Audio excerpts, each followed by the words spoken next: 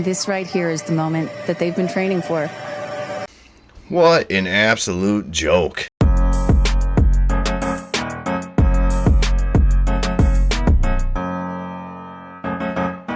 Two days, becoming a crew, becoming a team. After you go through an experience like this, it's more than a team. It's almost like a family. You are so tight. I mean, if this doesn't make you a family, I don't know what does. The amount of strenuous activity that they had to do to just really be at the mindset to go on this insane voyage. Right? I mean, scares me thinking about it. Scares me. I mean, they had to learn how to get in and out of the capsule. They had to learn that. Can you believe it? They also were taught how to do up their seatbelts and undo them. That's wild to me. I mean, and then, this is the worst part. They had to endure hours of being fitted for their designer spacesuits.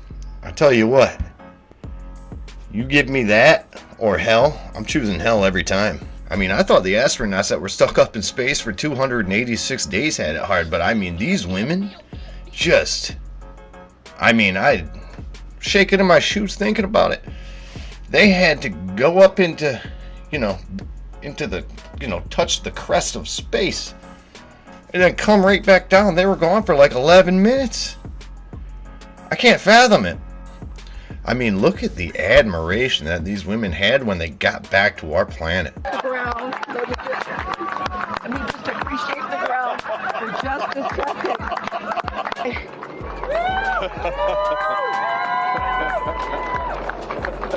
Katy! Woo! I mean, all jokes aside, that would be an outstanding experience. It would be awesome. But I'll ask you a question. Would you make an absolute joke out of yourself by doing it? Probably not. I know I wouldn't. I wouldn't pretend to be an astronaut. I wouldn't have to have a designer astronaut costume. 'Cause that's what they had on. They were costumes. They were for photo ops. These women are not astronauts. If these women are astronauts, then every single one of you that has flown on an airplane is a pilot. All right, now I'm not going to go on to talk about just the absolute narcissistical monsters that these women are. I mean, some of these women on this flight were actual astronauts that were trained. They had master's degrees in STEM, which stands for science, technology, engineering, or mathematics. And yeah, they should be praised, but Katy Perry, Gail, whatever her name is, Oprah's friend, should not be praised. That Sanchez woman, who cares?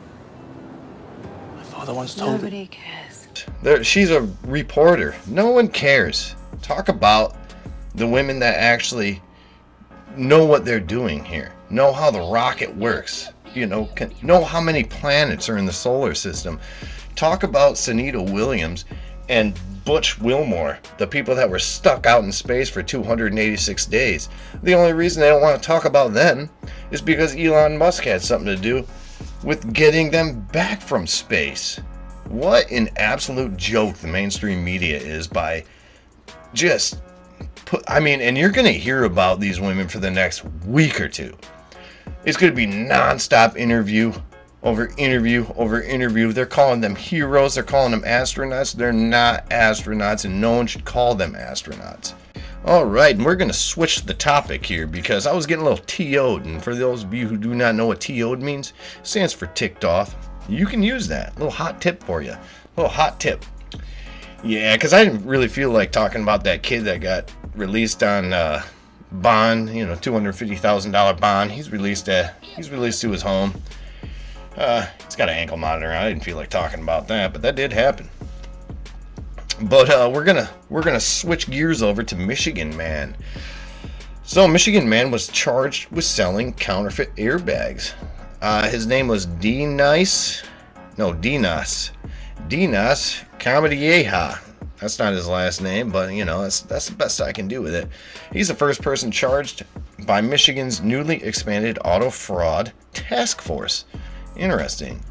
So, Denise Kameyeha, 31, of New Baltimore, Michigan, was arraigned April 9th before Judge Chimura in the 37th District Court in Warren, Michigan, on multiple felony charges for allegedly selling counterfeit airbags and other restraint components selling through his eBay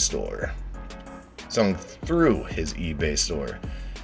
According to a news release from Michigan Attorney General Dana Nessel, Kameyeha faces 9 felony charges, including 1 count of using a computer to commit a crime, 4 counts of delivering or possessing property with counterfeit identifying marks, and 4 counts of selling counterfeit supplemental restraint systems.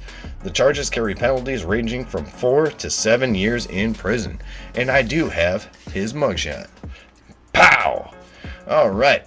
So, where do you think he was getting these from? You think China, maybe? I bet he was ordering these things on Temu and be like, man, I can really make $1 on this. Most criminals are morons. Let's just be honest. Most criminals are morons. Alright, that'll do it for me here. You guys have a happy Tuesday. Get out there, do some PT, train like an astronaut. Do up your seatbelt, and you are officially there. Alright, I'll talk to you. Bye.